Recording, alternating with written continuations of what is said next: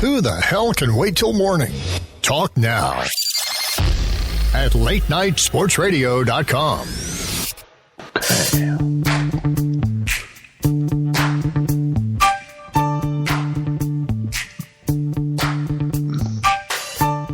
It's the FantasyGreek.com's fantasy football starts and sits in 60 minutes, week 13, and for most of you, it's the regular season finale.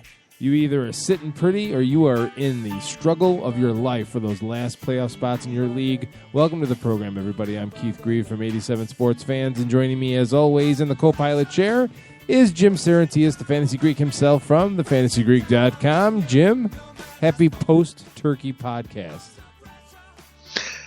Keith, happy post-turkey podcast to you, too. You broke up on me a little bit. But, yeah, it was great Thanksgiving. I hope you had a good one, too. Oh, yeah. I put on a couple pounds. It's good. I was getting close to my playing weight, and now it's all gone away in a blaze of glory. I've been at my playing weight for a while. That's not good. Well, there's my my high school playing weight, and then there's my video game playing weight that I'm at right now. So I guess I should have qualified the number, the stat there. So, all right, kids, here it is. This is it, Week 13. And if you are new to the program, what we do is we go matchup by matchup, and Jim shares his fantasy football wealth of knowledge.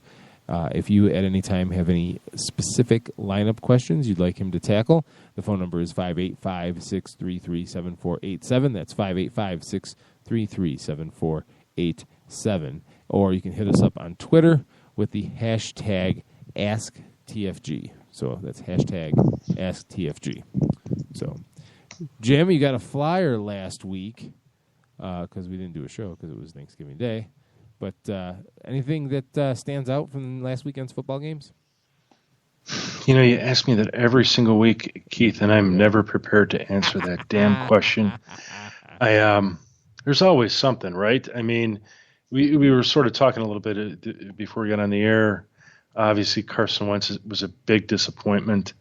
I expected him to have a better game than he had. And it wasn't that he had a bad game, but it just wasn't a good game against the Packers. And then Jared Goff, actually, he did okay. I mean, he faced off against a bad Saints pass defense and posted up some decent enough numbers. And, that's the kind of thing you want to see out of a quarterback playing a bad team. So outside of that, Matt Barkley, impressive for the Bears. Yeah, he couldn't was. believe. I mean, when I heard the numbers that he put up, I was like, "What?" How's that possible? Yeah, I mean, in fairness, it was a little skewed because Tennessee had a lead, but still, the guy went out there and did it, and he had them in position to win that game if Jay Bellamy just squeezed the football a little bit. Yeah, I mean, you wrote a nice article on the FantasyGreek.com, by the way. People should come check it out on the future of Jay Cutler with the Bears.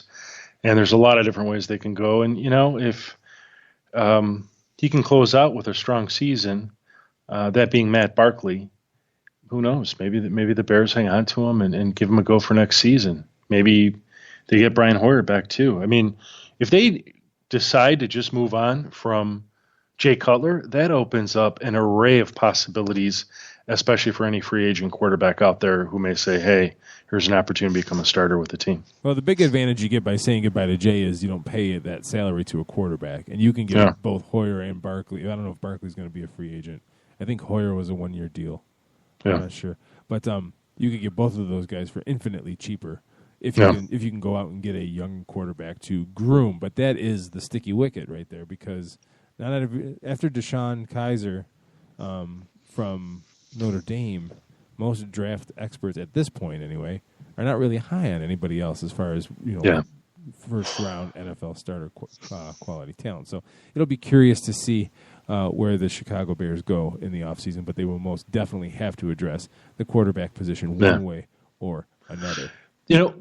I will say one thing that really disappointed me last week, and I had to sort of pull up some of the stats from last week to refresh my recollection as to things that bothered me over the weekend, and one of them was Russell Wilson and these Seattle Seahawks basically face planting against the Tampa Bay Buccaneers.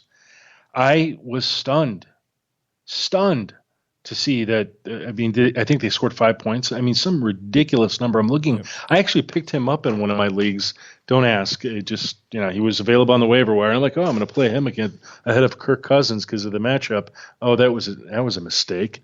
And I couldn't believe it. I mean, Doug Baldwin, Jimmy Graham, Thomas Rose, everybody was sort of stardom players, and not even the kind you had to tell people to start. People were just going to go start them. Yeah. 14-5 was the final score. I thought it was a Tampa Bay Rays Seattle Mariners score. Yeah, it was nuts. But I will, and this is not to take anything away from the Buccaneers. Their defense has actually played really well over the last 4 games. I'm looking forward to seeing how they do taking their game on the road to the San Diego Chargers. It's a long trip, number one, and number two, the Chargers generally play well at home, so it'll be interesting to see how they do. I was really disappointed in the Arizona Cardinals losing to Atlanta. The way that they did, 38-19. I know the game was in Atlanta. I get it, but the Cardinals are supposed to be a Super Bowl contender. I mean, the record doesn't say it, but that team is supposed to be one of the teams in the NFC that's supposed to be in the hunt, and they certainly are not playing like it this year at all. Yes, I'm looking at Palmer's numbers, and on their face, they don't look too bad. 289 yards, 2 TDs, 1 interception. But obviously that was nowhere near enough to win the game. And, when you look at his overall finish compared to other quarterbacks, he's sort of down the list, and that's really surprising. Yeah, as a Carson Palmer owner, I will definitely tell you that 2015 Carson Palmer was much better than 2016 Carson Palmer, to the point where I went and traded Mike Wallace and a number 1 draft pick for Marcus Mariota. But, I talked a little bit about that what we had seen in the preseason, I talked about this, that we had seen him sort of peak last year. It was his best career season. I mean, you just don't do that at the end of your career. Right. And so for him to do that at the end of his career, it's his ceiling. And anything he does this year, it's got to be less. And I think the debate really should have been around, well, how much less? And some people had him, I think, as a top 5 guy. I think I had him as top 10, and I think he's even done worse than that. A team that impressed me was the Raiders. Oh, yeah. Beating Carolina like they did with 11 fourth-quarter points. They're beating 35-32. Derek Carr dislocates a finger, goes out of the game, gets it put back into place, shows no ill effects. That Chiefs-Broncos game Sunday night was wild. That was wild. It really was. And we could probably do an entire show on that. But oh, my God. It seemed like nobody was going to score any points, and it ends up being 30-27 in overtime. That's crazy. And one other comment I want to make about last week is the Eagles losing to Green Bay at home. If you really want to be taken seriously, Philadelphia, you have to win that game. Yeah. And they just came out flat for whatever reason. So there's our thoughts on Week 12 in the NFL. So let's switch the dial forward and focus on the upcoming week. And we'll start with the Thursday night game. The Dallas Cowboys and the Minnesota Vikings. We finally got ourselves a decent matchup on Thursday night, and whoa, what a matchup it is! The Vikings desperately need this game. They are after winning against Arizona at home in Week 11. They lost on the road in Detroit, a division game, 16-13. They think they've lost 5 of their last 6 or 4 of the last 5. They desperately need to establish some kind of rhythm. Now the Cowboys come into town, and the Cowboys are playing as good a ball as anybody. We all know about the Dak Prescott show. Ezekiel Elliott is the stud, right? They're rushing for 157 yards per game. The Vikings, the strength of this team is their defense, but I was shocked to find out that this Vikings defense allows a century a game, 100.2 yards on the ground per game. That doesn't bode well, and I don't think the Vikings offense can keep up with the Cowboys. I'm going to take the Cowboys on the road. Yeah, I mean, I'll do the same. It's actually a strange game in the sense that I think if you look at it and you're a reasonable person, you do what we just did, which is say, oh yeah, the Cowboys got this. I mean, they're probably the hottest football team in the entire, in the NFL. So how could there be any real debate? When you transfer this over to fantasy football, it's a little different. People are a little bit more hesitant about it. It's actually really strange. I mean, like Dak Prescott, a lot of people don't have him in the top 10, top 12, and yet, again, something we were talking about before the show, I'm starting him in one of my leagues because I couldn't get Colin Kaepernick, and I only like Kaepernick because it's such a great matchup against the Bears, and more importantly, he's been playing so well. But the reality is, and you pointed this out, and I agree with it, Dak Prescott has just been playing really good football. And for him to not score 2 touchdowns, whether it be 2 passing or 1 passing, 1 rushing, I would be stunned. So, some people are going to tell you to shy away from him, and the Vikings do defend the position really well. And I think unless you have a clear-cut better option, you do have Ben Roethlisberger on your team, and you can start him instead, or you do have Drew Brees, you can start him instead, or Aaron Rodgers and start him instead. Go with Dak Prescott. I'm befuddled by that, how he's being ranked by most people. Ezekiel Elliott is a must start. The Vikings have shown that they can be taken advantage of on the ground. I mean, Jordan Howard of the Bears did it. Why not Ezekiel Elliott? Des Bryant, I think, has a little bit tougher matchup. I think he'd be hard to sit in leagues that are larger than 10 teams. In 10 teams or less, you might be able to sit him just based on the kinds of players that you have. The defense isn't bad for the Cowboys, but not a must start. Flipping it over to the Vikings, Sam Bradford could be a decent play, but he hasn't had that many multiple TD games. So I don't get hot and heavy about him, even if the matchup is one of these where it forces him to throw the football from behind. I would rather play Kyle Rudolph, who has a better chance of getting a 60, 80 yards in a TD than him. I definitely would play Stephon Diggs against a Dallas Cowboys pass defense that is not doing very well against the position, giving up top 10 fantasy points to it. Diggs already has made, he gets a good 8 to 12 targets per game, does something with those targets regardless of who's defending him. So I would start him without question. I have him as a top 10 guy. And the Vikings defense, I actually would seriously consider sitting him this week along with the running backs. It's just not a good matchup. That's what I would do. But like you, Keith, I'm going to take the Cowboys on the road. All right, the Kansas City Chiefs travel to the Atlanta Falcons. The Falcons winning that game against the Arizona Cardinals last week. At home, 38-19, and the Chiefs winning that wild game in Denver. The Chiefs going into Denver and winning that game says a lot about the Chiefs, and the Falcons winning that game, because the knock on the Falcons has always been, this year anyway, they can score, but they're going to give up a lot of points on defense. But they did all right against a decent offense in Arizona. Whether they've performed like it or not this year, there's still talent on that offense in Arizona. This is a game where if this game was in Arrowhead, I would pick one way, and because it's in Atlanta, I'm going to pick another way. I can't bet against the Falcons at home here. I'm going to take Atlanta. Yeah, I can't do that either. I'm going to take the Falcons as well. But I think this game, it poses certain challenges for both teams, and it's probably going to be a little bit closer than many of us expect. Up until last week, the Chiefs' defense has been phenomenal, holding most of their opponents to under 20 points scoring. And it doesn't matter who they are or how bad they are, how good they are. That's what they've been doing. And then last week, some things sort of went haywire up against the Broncos, but such is what it is. But I'm having a hard time looking at the Falcons, who I think had one dinger game where they scored 15 points. They're the number one scoring offense in the league at roughly 32, slightly better than 32 points per game, and I'd have a hard time going against them. I'd be cautious of Matt Ryan. I don't think he's a top 5 guy, but he's top 10. If I had, again, on a team where he was probably drafted by some people as a backup, and suddenly they're starting him. So if he was drafted behind, let's say, Ben Roethlisberger, I'd be starting Ben Roethlisberger ahead of him. But outside of that, Devonta Freeman's not a bad play this week as an RB2. Julio Jones, you pretty much have to keep playing him regardless of the matchup. I think the Chiefs are missing their top cornerback this week, or at least he might be out, so that certainly helps. This Taylor Gabriel kid, how amazing. I mean, Keith, this kid has been flying under the fantasy football radars for the last 4 weeks, and he has, in the last 4 weeks, scored a touchdown each and every week. And he's doing it on about 6 targets, 3 receptions per game. I'd start him, because clearly what's happening here is he's getting whenever Julio's covered, They're dropping him the ball, and he's a fast player. So I like him this week as a flex play, even a wide receiver 3 in some leagues.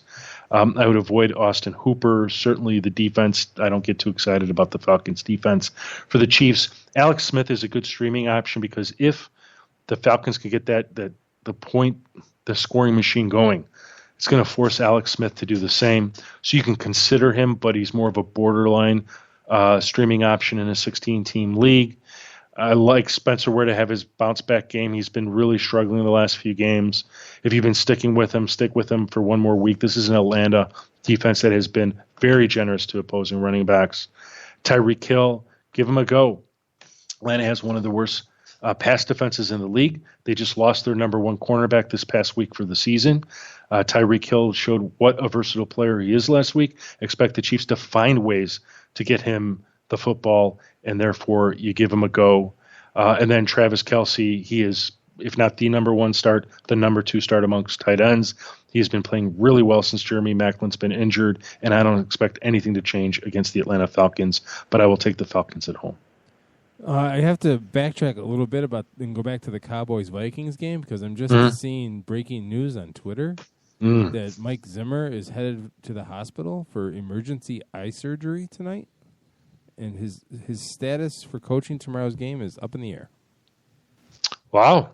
So there we go. I know the Vikings have been hit by the injury bug, but the coach now, that's impressive. Wow. That's the definition of a snake bit season, I guess. Really is. So, all right, moving on. Dolphins travel to the Ravens. Hey, you know what? The Miami Dolphins are playing some pretty good football, in case you haven't noticed. And Adam Gase is showing the world that he's probably the guy the Bears should have hired 2 years ago instead of John Fox for their head coaching position. But the Baltimore Ravens, on the other hand, hosted the Bengals at home and held on for a 19-14 win. The Ravens are not pretty on offense, but their defense is back to. You hate to bring up those great Ray Lewis defenses, but when you're only allowing teams to rush for 74.9 yards per game, you're pretty good. When you're only giving up 18.3 points per game, you're pretty good. The Dolphins come into this game. This is kind of an even matchup. I don't like Miami going into Baltimore and having any kind of success here, though. I'm going to take the Ravens at home. I'm gonna go with you on that too, Keith. The Ravens are a different team.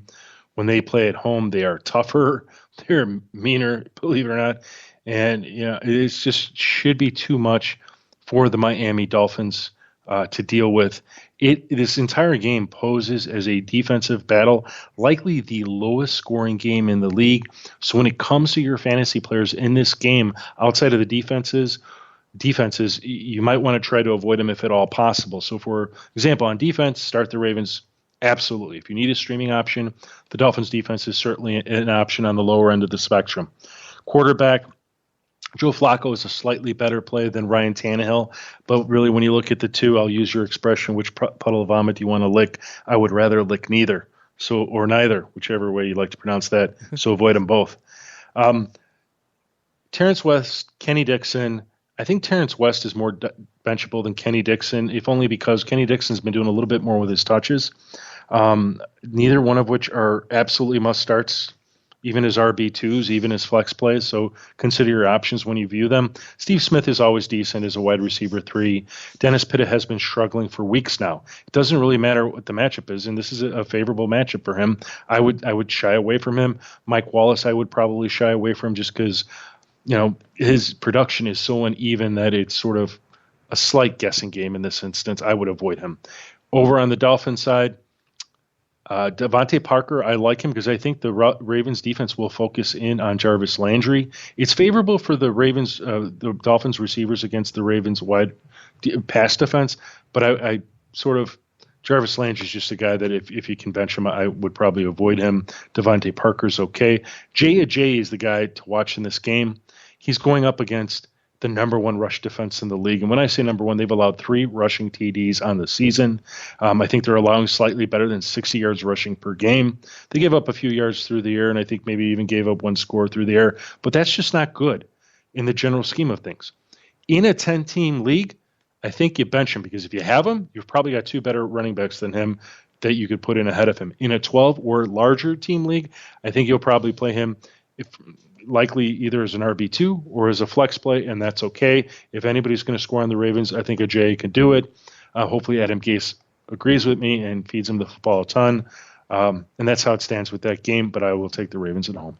Word of caution on Devontae Parker. He was working on the side today during practice, landing on that back, having to leave the game last week. So monitor his status if he's in your lineup because if he's iffy or questionable, he may not be. When you're a wide receiver and your back is injured or stiff and you can't flex and turn that trunk the way you need to, that absolutely will hinder his performance in Baltimore. All right, the San Francisco 49ers travel to the Chicago Bears. What an awful, awful game. But for fantasy football, this could possibly be a great game. Between 2 awful, awful teams. Hey, look, Danny Trevathan just went on IR, too. And they're going to go. They're actually holding a tryout at Soldier Field today for people to play on the defense. Just kidding. That's just a joke, kid. I mean, they may get Kyle Fuller back, but he may not want to play on this defense. He might say, put me on IR. I don't want to be a part of this mess. Okay. The Bears are awful. Matt Barkley played nice last week, rather. And San Francisco's defense is just as bad, giving up 31.3 points per game. Based on that alone, because San Francisco has shown no ability to stop anybody, I'm going to pick the Bears at home. Ooh. Here. I am. Even though Kaepernick's played pretty well lately, I'm going to pick the Bears here at home. I'm going to pick the Bears too at home. It's an opportunity for them as a football team. Certainly, they're actually, from a fantasy football perspective, their playmakers are in the better position than the 49ers. The 49ers defense has been pretty darn bad all season long. Doesn't matter who the opponent is. And this would be great if we actually knew more about the Bears playmakers, except for one, and that's Jordan Howard. Jordan Howard is the number one. You better start him player this week. Find a way to get him into your lineup, even if he's your third running back, because the San Francisco 49ers give up, Keith, not only the most TDs in the league, but the most yards in the league to the position. So go ahead and you make sure that he's active. I like Matt Barkley as a deep sleeper in 2 quarterback leagues. I don't think anybody is going to play him in a 10 or a 12 team league or even a 16 team league. But in a 2 quarterback league, I think you could give him a go. I know you had mentioned he had been playing from behind last week, which sort of inflated his numbers. But this is a good opportunity for him with Marquess Wilson, who I like as a flex play in deeper leagues, to make a little bit of noise because now I think he's battling for a job, and I think he's starting to figure that out. On the 49ers side, Colin Kaepernick is the hottest quarterback in fantasy football next to Kirk Cousins and Aaron Rodgers. You can put that in the bank. He is a must-start. He is a top 10 play amongst all quarterbacks. Get him out there. I mean, he's been putting up 25 to 35 fantasy points, I think, over the past 6 weeks. That's crazy. And we've been pretty much ignoring him up until now, so go ahead and get him active. Carlos Hyde is a must-start. Vance McDonald, I know some people have been asking me about playing him this week, and I think you really have to look at what your other options are.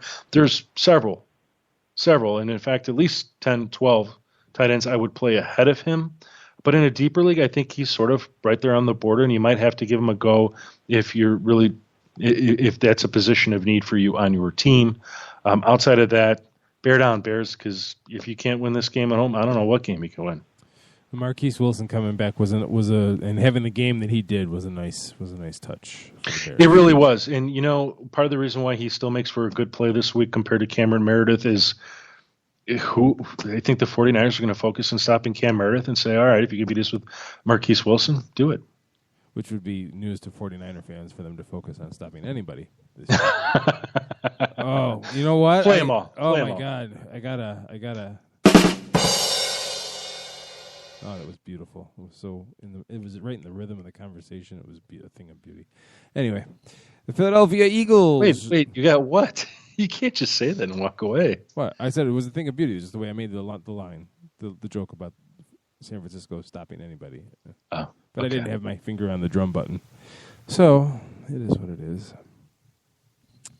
The Eagles, on the other hand, travel to the Cincinnati Bengals. The Bengals bit by the injury bug themselves. A.J. Green, Gio Bernard, Jeremy Hill was banged up a little bit, which I'm sure Jim will give you a sleeper from the Bengals backfield.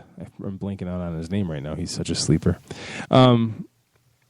The Eagles, they started out so damn hot, and the plans for Philadelphia to rename the city Pennsylvania have been torn asunder. They've taken the paper those plans were written on and burned them. But Cincinnati's at home. I don't like this Bengals team. I just don't. Can Philly go in there in a road game? I'm going to flip a coin here, and I'm really just going to pick the home team here because I don't really like Cincinnati. I feel dirty picking them. But Philadelphia hasn't shown me anything to make me think that they can go in there and win this game on the road. So I'm going to take the Bengals. Good, because I'm going to go ahead and take the Eagles on this one, Keith. And I'm going to take them because after what happened last week with the Packers, I think this is going to be an Eagles team that's going to come out to play football, especially their defense. And the Bengals really are struggling. If you look at that game last week against the Ravens, I mean, they had a hard time establishing a running game, had a hard time establishing a passing game. And I can't look over at the Eagles side on defense. I mean, there are no Aaron Rodgers over there in Cincinnati. So, the Eagles defense should be able to handle Andy Dalton and what they have. From the Eagles side, I think you can start their defense is a potential top 10 option. I don't like Carson Wentz. Could he throw for 2 TDs? I suppose he could, but let's look at him as 1 TD. Let's look at Wendell Smallwood as another TD. Let's look at a couple field goals in a low-scoring game. Let's say they get to 20. I'm not sure we're going to see Jordan Matthews this week. If not, Dorial Green-Beckham again becomes sort of a deep sleeper guy worthy of 60 to 80 yards receiving. Whether he can get a score or not, who knows? I like Zach Ertz. This is a great matchup for him, and it should be something where he could actually take advantage of it and make up for not the bad game that he had, but certainly it was less than what I thought he would have done last week. And then on the Bengals side, I can't tell you to play Andy Dalton even in a 16-team league because I think this is a tough matchup for him. He's missing his number one wide receiver. Tyler Eifert is not a bad play because he's going to be the guy that gets the majority of the targets, the majority of the receptions, and hopefully a passing TD. And if you're looking at Tyler Boyd or Brandon LaFell, you must be in a deep league looking for a flex play because that's the best you can do there. Jeremy Hill is always an option, especially now that he will be carrying the load without Gio Bernard. I'm not sure. You mentioned his injury status. I'm unaware that he's actually injured, Keith. So as far as I know, he's a full go. And I think he's sort of a low-end RB2, but probably better as a flex play. But again, it's nothing that in my mind makes me feel real good about it. So I'm going to stick with the Eagles. Yeah, Hill injured his left ankle last week. Had to leave for a little while. I'm trying to find some news really quick on an update here. But I don't know. Rex Burkhead was the name I was blanking out on. Yeah, Rex would be the next guy in line, and hopefully you don't need to go to him. That's how bad things have gotten in Cincinnati. Mm-hmm. Mm-hmm. The Eagles made a pedestrian Packer team look pretty good on defense last week. So. But I have to hand it to the Packers with the return of Clay Matthews. They also got Demarius Randall back. It actually reinvigorated their defense a little bit. And they got to Carson Wentz, who, quite frankly, he was holding the football too long. I mean, there came points that you're like, throw the damn ball. Right. And he didn't. And he paid for it. Right. I don't understand it because Dorial Green-Beckham, who ended up at, I think, what was in the middle of the second quarter, becoming his number one receiver, he's a really tall guy. Throw him the football. Right. So, You know who else seems to have woken up a little bit is Devontae Adams for Green Bay. Which we're going. He really has. We're going to get into here as we move to the Texans traveling to Green Bay to play the Packers. The Texans are, you know the story. Osweiler, Lamar Miller, DeAndre Hopkins. Yeah, they've done nothing all year long. To the point where in my dynasty league, DeAndre Hopkins just got dropped. Wow. Just got somebody go get him. Dropped. Straight up dropped. Wow. So you're looking at how these teams match up. Look, if you want to believe that the Eagles game is going to reinvigorate the Packers, you know what? I'll buy it for this week. They're home. I'll take Green Bay. Yeah, I'm taking Green Bay too. Aaron Rodgers, like I said, he's one of the hottest, if not the hottest quarterback in the entire NFL. And I don't think it matters what defense is out there. It helps when you don't have a steady rushing game to force you to throw the football roughly 50 times per game. So, the Texans, they lost one of their top cornerbacks as well. And, I mean, that just opens up the entire offense for the Packers, whether it's from Aaron Rodgers to Jordy Nelson to Devontae Adams. I'm not a big fan of Randall Cobb. I keep kind of trying to convince myself why he's a worthy fantasy football play, and I can't get there. He is so inconsistent that I pretty much try to avoid recommending him to anybody. Their defense is a decent play this week because that Brock Osweiler is going to make mistakes. He's going to get tagged at least once every game, and that creates opportunity. And so I like the Packers this week if you need a streaming option. On the Texan side of the football, go ahead and start Lamar Miller. This is a Green Bay rush defense that's gone back and forth from being elite and outstanding to deplorable and avoidable. And, so why not give Lamar Miller a go if you have him? He's more of an RB2 this week.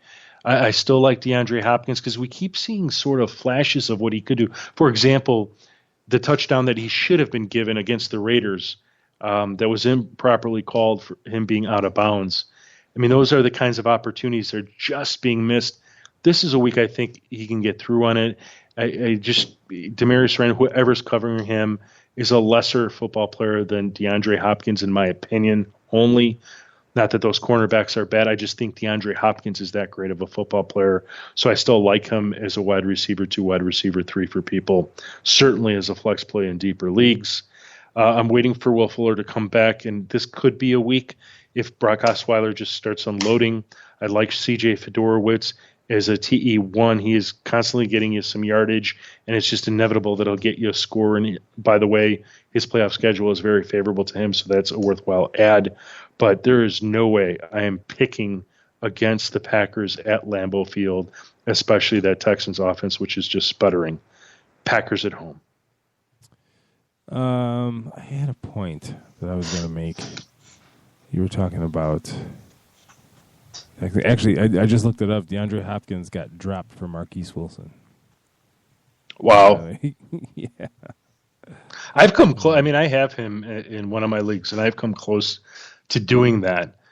But the reality is he's just doing enough to hang on to him. And you've got to be in a league where, I wouldn't drop him for Marquise Wilson because there's as much risk to playing him as there is DeAndre Hopkins. Yep. I mean, Cam Meredith could be the one to blow it up this weekend as opposed to DeAndre Hopkins. But the one thing that's in DeAndre Hopkins' favor, and it's really twofold, is that he's being targeted heavily in most games. And he's doing just enough. I mean, like I said, he's so close to some of these big plays. It's not like they're not throwing it to him in the red zone. It's not like he hasn't, like I mentioned, the Raiders play, broken a big play that got called back on a penalty. So he's that close.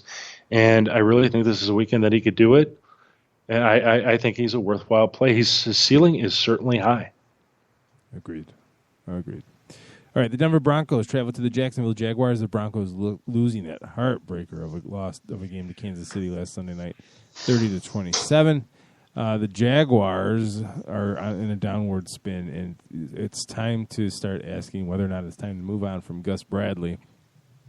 They just never seem to be really prepared and ready to go. The only thing the Jaguars have going for them in this game is that they are at home. Denver's defense, that 30-point job to Kansas City, is an aberration in my opinion. I know they gave up 25 to New Orleans the week before, but it was in New Orleans. You walk into New Orleans and they've hung 7 points on you as soon as you walk in the stadium. The Denver defense is allowing only 19.9 points per game. The Jaguars defense, while they may be playing better as of late, is still averaging a 26.6 points per game. Denver's offense is not going to put up 26 points per game without any help, or 26 points in this game without some kind of help here, in my opinion. I think Denver knows that they can sense the blood in the water. The Raiders are hot. The Chiefs are hot. They have to try to keep up with whatever way possible. This is the time of year where things like that motivate teams to do a little bit more energy-wise. I say Denver wins on the road. Yes, I agree with you. Last week's loss to the Chiefs was a complete aberration. I was stunned that the Broncos lost that game to the Chiefs. Look, it all begins with on defense for the Denver Broncos. So once you start there, you know that the Denver Broncos defense is a must start. They're going against a Jaguars offense that is lacking a rushing game, even though if Chris Ivory were healthy and he got the start, I don't think he's a bad play. He's just not a confident play. So if you have to play him, you're playing him because you're a little bit desperate. Otherwise, he's more, he's your backup. He's a guy that you might go to if your other two guys, one of them pulls a tough matchup. But you look at Blake Bortles in that passing game, and it's gotten steadily worse as the season has progressed. And this is not the game that you want to bank on him against the number one pass defense in all of fantasy football. He is a must sit. Allen Robinson is a must sit. If you play him, it's as a flex in a 16-team league. Marquise Lee, who I liked as a waiver wire ad, especially with Allen Hurns having hurt his hamstring, I think it's hard to play him this week.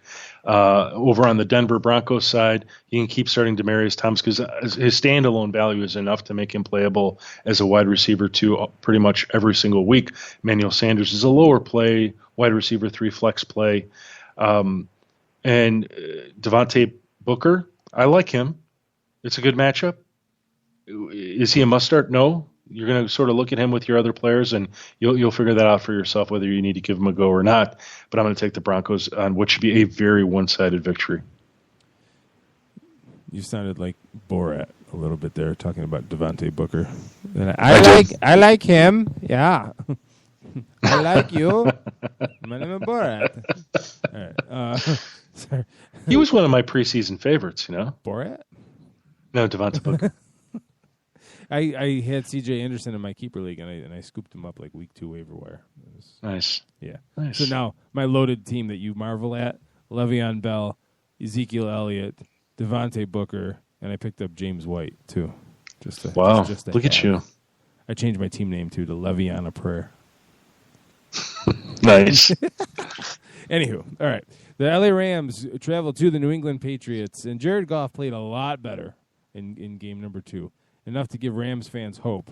However, you're going to New England. There's no hope. Patriots win. Yeah, it's funny you put it that way because it's really true. That's it. I cannot imagine a world where a rookie quarterback beat a Bill Belichick coached Patriots team anywhere. Many drinks as you want to give me, there's no way. Wouldn't it be so Belichick to have Eric Dickerson on the Patriots sideline for this after this whole mess that went on this week? I'm not all up on that, but we'll talk about that later. We'll talk about it later. Trust me, it would be. But I have to talk about a couple of the playmakers on the Rams just for the people that have them.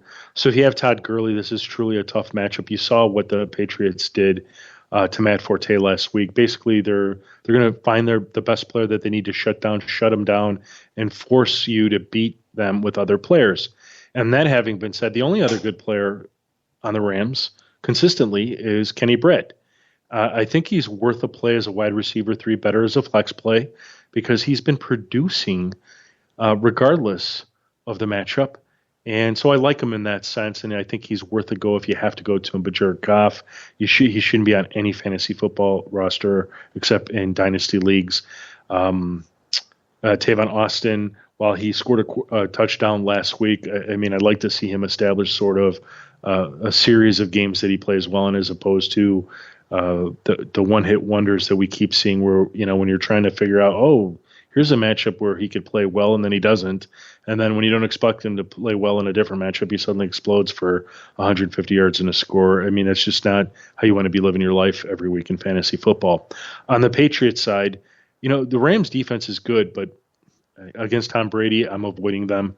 Tom Brady, I'd keep him active. He's certainly in the top 5, top 8 among all quarterbacks, certainly this week.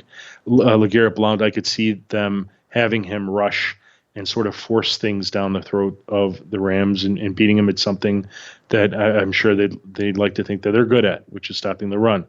And then Brady will, of course, attack through the air. Julian Edelman remains a solid wide receiver 2, wide receiver 3 play. I like Malcolm Jenkins more if Rob Gronkowski and especially if Martellus Bennett are due to miss time. Martellus Bennett, if he's active and Rob Gronkowski is not, I would try to stay away from him because we've seen how inconsistent that whole thing has been. When to us, we'd like to say, oh, Rob Gronkowski isn't playing this week, therefore Martellus Bennett is a must-start TE1, and he ends up putting up minimal to 0 points. That's not a good thing. So you want to avoid that situation if you can. Who is going to beat the Patriots? Not a rookie quarterback named Jared Goff. Maybe next year or the year after Patriots win. The Detroit Lions travel to the New Orleans Saints. This is an intriguing matchup because we know how the Saints play at home. Mm-hmm. We saw, Drew Brees pretty much went nuts last week against L.A., which the Rams' defense is not anything to shake a stick at, and the Saints still put up 49 points on them. Yep. Now they come and they face Detroit, whose defense I think is a little underrated, but they're still giving up 3 touchdowns a game. They're not world beaters by any stretch of the imagination. I just New Orleans at home is a tough bet against. Detroit has some offense. Detroit could keep up, but I think in the end New Orleans wins. So this is the shootout of the week. The highest, it's predicted to be the highest scoring game, and therefore you want to try and you want to look at the fantasy players on both teams and get as many of them into your lineup as you can. On the Saints side, obviously playing at home in New Orleans, Drew Brees, I mean, he's just phenomenal. He's a great quarterback. Doesn't matter what defense is in the house. So you're going to start him. You're going to start his wide receivers from Willie Snead to Michael Thomas to Brandon Cooks. Mark Ingram is playing out of his mind. I mean, this is a Detroit Lions rush defense, which is not necessarily the worst in the league. But Mark Ingram's played tougher, and he's done he's put up phenomenal fantasy points. He's hot, so you ride him as long as you can. Tim Hightower's more of a flex play. On the Lions side, it's funny. People aren't giving as much love to Matt Stafford as they should, and part of it is in the numbers. The Saints, they're against quarterbacks, they're not the most generous, but playing in the Superdome, where Drew Brees is going to push the score up on you, Matt Stafford will have to throw the football 50 times, which makes him a great play this week. So you have him, you can start him. You're going to you can consider his wide receivers, pretty much all of them, from Anquan Boldin to Golden Tate to Marvin Jones, all his wide receiver 3s at least. And that's probably where I would put them just due to all the inconsistency. I love Theo Riddick this week. I think he's got top 24 written all over him, if not better, especially in PPR leagues, so you get him active. And lastly, Eric Ebron. Last week he put up a goose egg. And it's and this is after he's had, I think, the previous 3 games roughly around 250 yards receiving, 1 touchdown and about an average 5 receptions per game, slightly better than that. I mean, that was an anomaly. It just shouldn't have happened. I would, if he's on waivers, you can pick him up and start him. If he's on your bench, you can start him unless you have Jimmy Graham or Travis Kelce. But at the end of the day, the Saints continue to dominate at home. Saints win. The Buffalo Bills travel to the Oakland Raiders. Hey, you know what? The Raiders have a swag about them. The Raiders are back, brother. Let me tell you. Yeah. And look, I watched that game, the end of that game against Carolina last week. And I don't see, if the Raiders are in a game in the fourth quarter, I don't see how they lose. Because they have this kind of energy about them, and they just seem to come up with the play when they need it. And it's not just last week. It's not just a case of recency. Look at their close games. Look at their schedule. Week 1, they beat the Saints by 1. Then they lose by 7. They beat Tennessee by 7. They beat Baltimore by 1. They lose to San Diego by 7. They lost to Kansas City by 16. Ooh, a blowout. Then they blow out Jacksonville on the other side of that. They beat Tampa Bay by 6.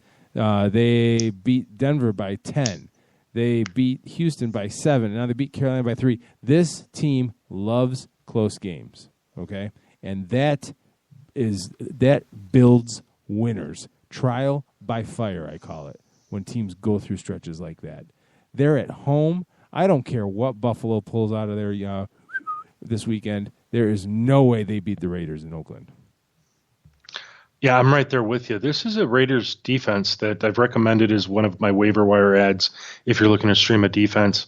That at home plays really, really well. So if you're looking for a defense, I think over their last 3 games, they have near, I want to say 10 sacks, a few interceptions, several defensive fumble recoveries. They're a solid play if you need some help there and you need to stream somebody. But yeah, I mean, Derek Carr is just playing balls out. Their whole offense is, I mean, everything is clicking for them right now. And it doesn't appear that anything is going to get in their way until they play one of these other teams that we keep saying the same thing about. And the Bills aren't that team. So start Derek Carr. I know some people are a little nervous about starting him this week. But it's sort of in retrospect and talking about it and viewing the situation. I mean, he can easily get you 250 yards and 2 TDs, no questions asked. Amari Cooper remains a wide receiver 2 consideration at a minimum, with Michael Crabtree as more of a wide receiver 3, pushing for a wide receiver 2. Latavius Murray, how do you not view him as a RB2? It's not the easiest of matchups, but you know, the Raiders are doing things that the Patriots have always done. They've beaten teams with the things that they're not supposed to beat them with. And one of the things they like doing with Latavius Murray, even if he's not going to get 100 yards rushing or 100 all-purpose yards, is they'll get him 50 and a score. And that's good in fantasy football these days, so you go ahead and keep him active if you've got him. On the flip side, when you're looking at the Bills, I still like Tyrod Taylor. I think it's a tougher matchup, but you know, as I've mentioned before, he does more with less. And now he's got Sammy Watkins back. And that really is just one more tool in his toolbox for him to extend plays, for him to take chances, for him to take shots. And those are the kinds of things that they do to not just beat teams, but stay in the game. So I still like Tyrod Taylor as more of a play in a 14 or 16 team league. In a 10 or 12, you should have a better option. If you don't fear Tyrod Taylor, embrace him and go ahead and give him a go. LaShawn McCoy is obviously where their offense runs through, and you keep him active every single week because they're just successful running the football. Sammy Watkins, I think, is a good play, regardless of the fact that the Raiders have been very good at defending number 1 wide receivers of their opponents, and here's why. Sammy Watkins doesn't need a lot of receptions to cause damage. Last week, he had, I think, 3 receptions, and he made the count for 80 yards. That's the kind of wide receiver that he is, and it doesn't matter who the opponent is. He could do that same stat line every single week and score. And I like that opportunity for him even this week, so I would go ahead and keep him active. And the Bills' defense, I would avoid him. Derek Carr and company, not only are they a hot offense, they really don't turn the football over very much, so it's real difficult to see the Bills being successful on the road. This just doesn't smell like a low-scoring game, so you can't even look at it that way. Oakland Raiders at home. The Redskins travel to the Arizona Cardinals. The Cardinals looking to right the ship after back-to-back road losses, albeit at 2 pretty tough places to play, at Minnesota and at Atlanta. The Redskins losing at Dallas in a big division loss right there with 31-26. As good as Dallas is playing, Washington was right there with them. You know what I mean? And this is a team that beat Minnesota at home. They beat Green Bay 42-24 the week before, losing to Dallas Sunday. The Redskins are on the brink of something, and I don't know what it is. It's either incredible disappointment or incredible success. The Cardinals are on our way to disappointing us, kids. I just have this feeling, and it's not a good feeling about the Cardinals. On offense, you look at how the numbers compare. The Redskins beat them in just about everything, but the Redskins are completing almost half of their third downs. Now, flip it over, the Cardinals' defense is holding teams to 38% completion. That's key. Is it easier at home? Yes, absolutely. I'm just going to take the home team here, but I feel dirty about it. I got a feeling Washington's going to win this game, but I'm going to pick Arizona to get back on the right side of the ledger here. Keith, I'm going to walk into this picking Arizona as well. And the main reason is the Washington Redskins defense just isn't as good as the Cardinals defense. But that having been said, and if you have the Cardinals defense, I think it's difficult not to play them. I mean, they're always can get you interceptions, always get you sacks, always do those kinds of things. But Kirk Cousins is just playing out of his mind. I think he's only got two. If they've played 11 games, 9 of them he's got 2 or more passing touchdowns, and out of those 9, I want to say 7 of them are 3 or more. I mean, that's how good he's been. He's just been that phenomenal of a quarterback. So while he's not a top 5 quarterback, he's certainly a top 10 this week. At least I think that's how people should view him because he's playing so well. Rob Kelly has a very difficult matchup here, so he's more of a lower end RB2. If he ended up being your third running back for some reason, you might actually have 2 running backs better than him, so you can bench him if that is the case. As far as the Redskins wide receivers, Jamison Crowder to me is pretty much the guy that you're always starting because I really think that the Cardinals will focus in on stopping Deshaun Jackson. Deshaun Jackson is very slowly but quickly sort of come back in and establish himself as the number one guy. I know people want to say it's Jamison Crowder. It really isn't. It's Deshaun Jackson. So that's the guy that they're going to try and stop. He's the guy I would shy away from. Pierre Garçon ends up being sort of a sleeper in this game. Flip it over to the Arizona Cardinals. Carson Palmer's a low-end play. He's going to have a better schedule the rest of the way, but he's not breeding. Keith, I heard you talking about him. He just doesn't breed confidence in his weekly starts. You can't sit there and say, oh, yeah, at least he's going to get you 200 yards and 2 TDs. I mean, you're wondering if he'll even get you that on a weekly basis. Larry Fitzgerald is probably their most dependable wide receiver. The rest are hit or miss on a weekly basis. David Johnson is obviously a weekly must-start. And I am hesitantly going to take the Cardinals at home as well. But, boy, that Redskins team, they're making a case. If somebody explain to me who's a better team than them in the NFC East besides the Cowboys. No, it's pretty hard to do. It's a tall order. All right, the New York Giants travel to the Pittsburgh Steelers. This is an intriguing matchup on a couple different levels. The Steelers last week beating the Colts 28-7. Nothing to jump and shout about. Week before that, beating the Browns 24-9. Nothing to jump and shout about either. The last test they had was week 10 against Dallas, and they lost 35-30. Giants, just like the Steelers, beat the Browns pretty handily. But the week before that, they played Chicago. Nothing to jump and shout about.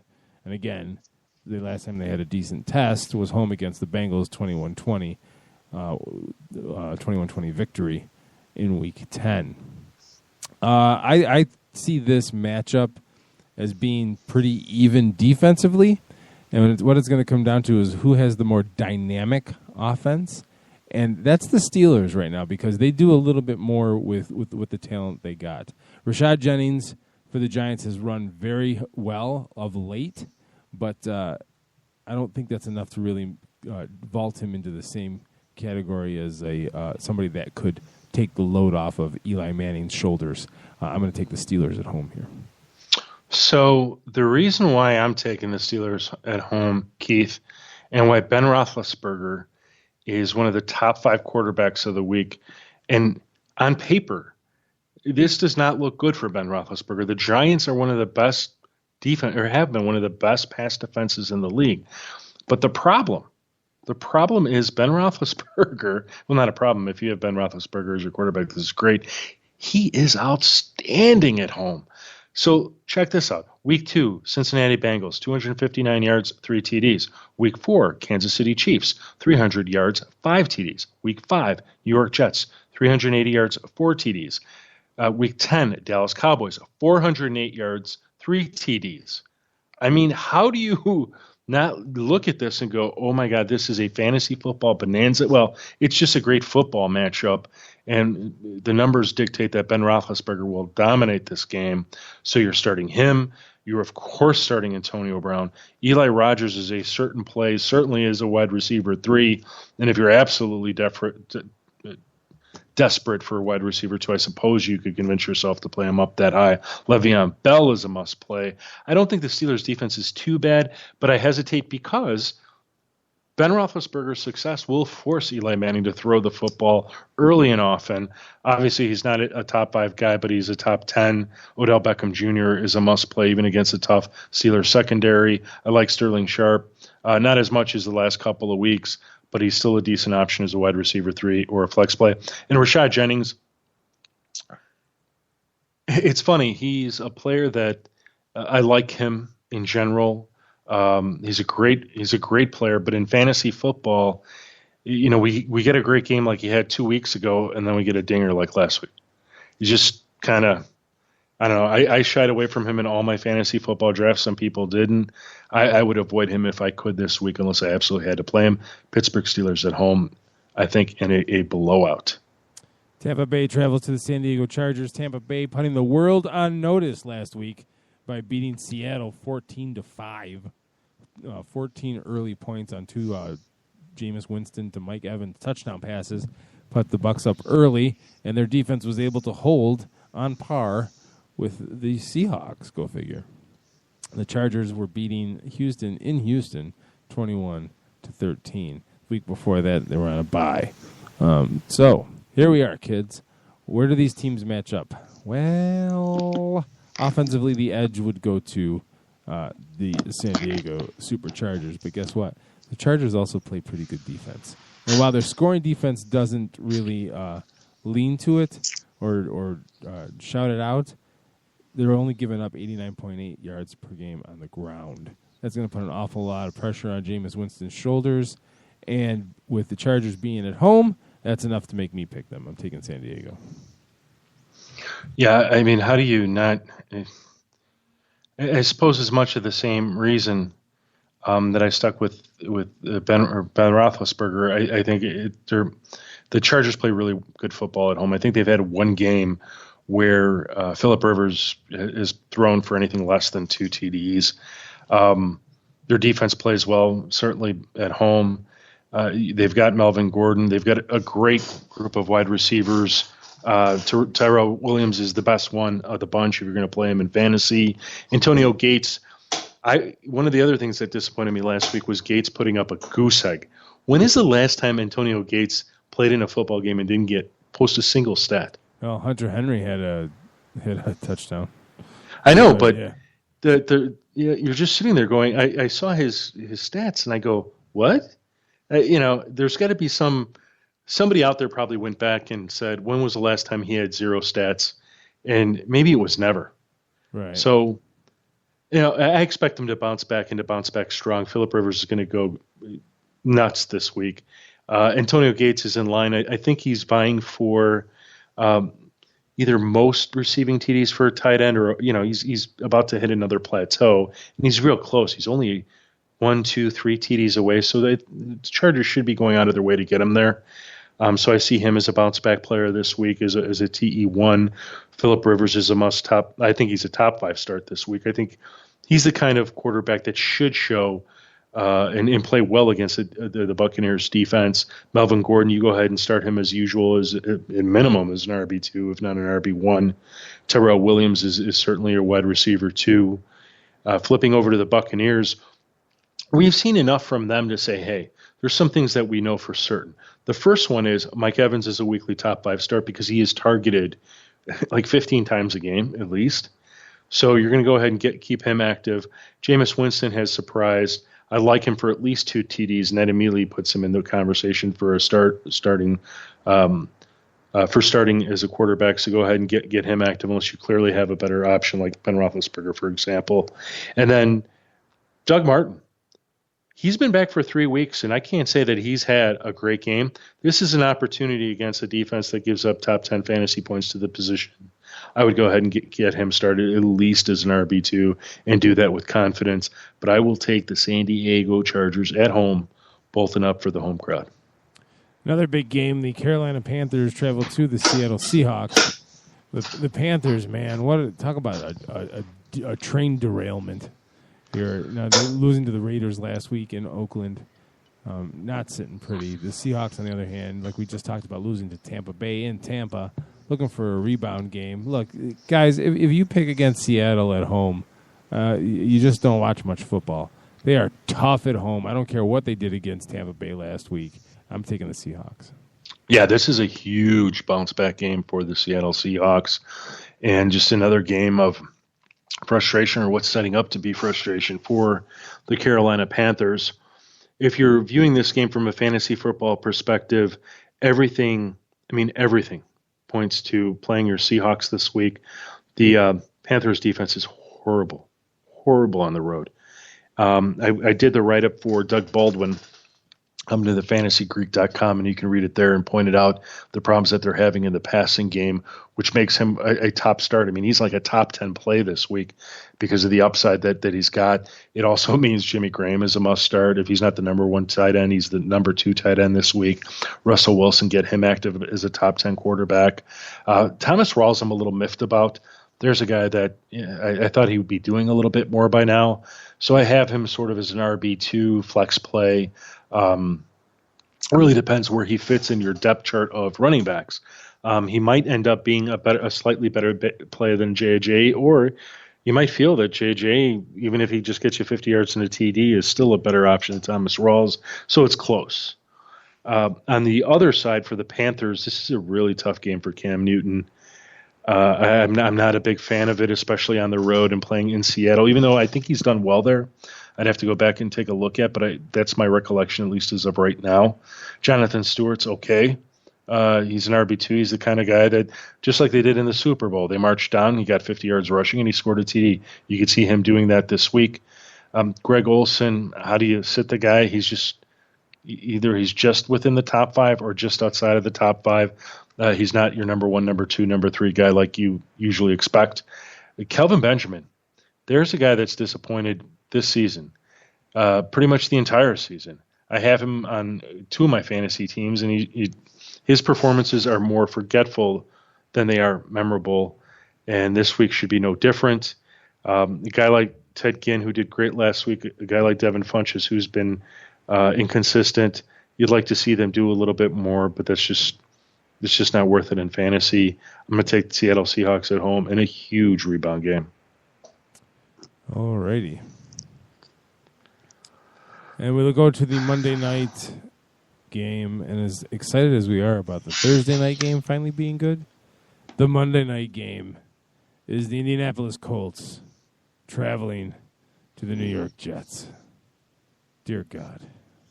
Another god-awful game. And I'm looking to try to see if there's any in-date or updates about Andrew Luck's status.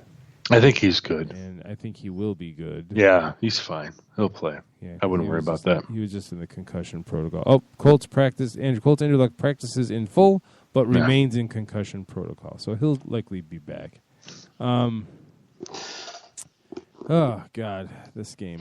Breaking down this game. The Jets last week actually hung with Tampa Bay. New England. New England. New England. And the Colts got blown out by Pittsburgh, but again, it was Scott Tolzien's Colts. The Jets are slightly better defensively. The Colts can't really stop anybody, but the Jets don't really have an offensive identity at all. I'm going to take the Colts on the road. I think this is just a nail in the coffin on a bad year for the Jets. Yeah, I agree with you there. This is a game that actually should be high scoring as well. It's not going to be the highest scoring game of the week, but it's going to be certainly within just outside of the top 5. Both these defenses have struggled, especially the Colts. So you're going to see a lot of your play. If you have either Jets or Colts, I mean, they're viable options this week on the Colts side. Andrew Luck is a must-start, top 5 guy. T.Y. Hilton, Dante Moncrief, make sure you get them active. Frank Gore, I'm a little bit less optimistic about, but I don't see him as a bad low-end RB2 flex play for certain. On the Jets side, Brandon Marshall, I can't think of a better game for him. I mean, this is really a game he should get you 100 yards and a TD. Quincy Enunwa, here's an interesting stat for you. I know how much you love Quincy. Ryan Fitzpatrick, in his last, I think, 4 games, something like that, he's thrown 5 TDs. 3 of them have been to Quincy Enunwa. Wow. Yeah. So go ahead and you get him active. He's the man. We call that a pattern, kids. Yes, we do. So you can get him active as a wide receiver 3. Matt Forte, last week's game was just an aberration. As I had mentioned, the Patriots just came out to stop him, and they did. The previous 4 games, double-digit fantasy points in all scoring formats. You get him active and expect that and more this game. And Ryan Fitzpatrick, he's a streamer. I think Alex Smith ranked ahead of him initially, but I would definitely put Ryan Fitzpatrick ahead of him. I think he's definitely a candidate for 250 yards and 2 TDs. And if this game gets really out of hand, which it could, maybe he pushes for 3. But regardless, I'm taking Andrew Luck and the Colts on the road, and a get-well game for them. They're going to need this. They could use it. Yeah. All right. And we are over. We went 6 minutes over. Yeah, slap our hands. And with that, we are out of time here on the Fantasy Greek, starting 6 and 60 minutes. If during the week you catch the show on demand, hit Jim up on the Twitter with the hashtag AskTFG, and he will get to your lineup questions in an appropriate time frame. For Jim Sarantias from thefantasygreek.com, I'm Keith Grieve from 87 Sports Fans. Check out our Facebook page for all of the sarcastic takes on sports you can handle. And as always, may the odds be forever in your favor.